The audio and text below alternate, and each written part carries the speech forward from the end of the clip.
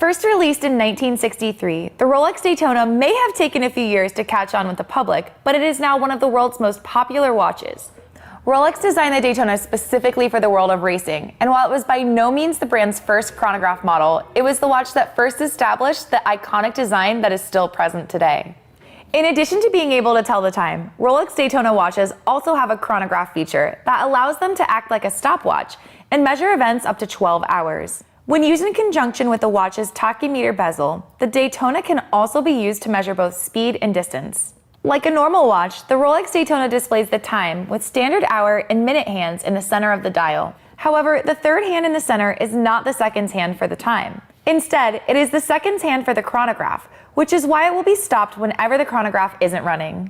The seconds hand for the time will actually be represented by one of the smaller hands on the subsidiary dials. On vintage Daytona watches and those with zenith-based movements, this will be at the 9 o'clock location. On all modern Daytona watches with in-house movements, the running seconds hand will appear at 6 o'clock. The other two subsidiary dials will display the hours and minutes for the chronograph. And just like the central seconds hand, these will be stopped unless the chronograph is actively running.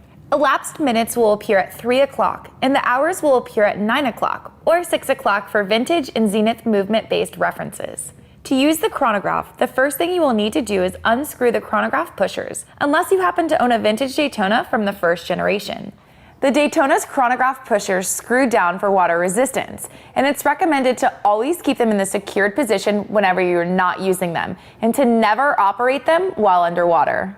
Once your chronograph pushers are both unscrewed, you now have full access to the Daytona's stopwatch features. The top pusher will start and stop the chronograph, while the bottom one will reset it back to 0. When you want to start timing an event, simply press the top pusher. You can always pause the timing and then resume again by pressing the same top button. When you are done timing the event, you can reset the chronograph back to 0 simply by pressing the lower pusher.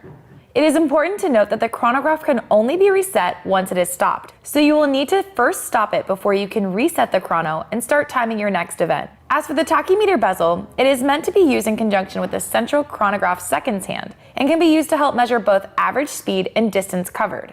To calculate average speed, start the chronograph and then stop it after you've traveled exactly 1 mile. The seconds hand will point to your average speed against the bezel. For example, if it takes 45 seconds to go 1 mile, then the reading on the bezel will correspond to approximately 80 miles per hour. To calculate distance, you will first need to know your speed and maintain that same constant speed for the entire duration of the reading. Start the chronograph, and when it reaches your indicated speed on the bezel, you will have traveled exactly 1 mile. Being able to time longer events up to half a day is one of the main advantages of the Rolex Daytona, and knowing exactly how to work its chronograph opens up doors to an entirely new realm of functionality.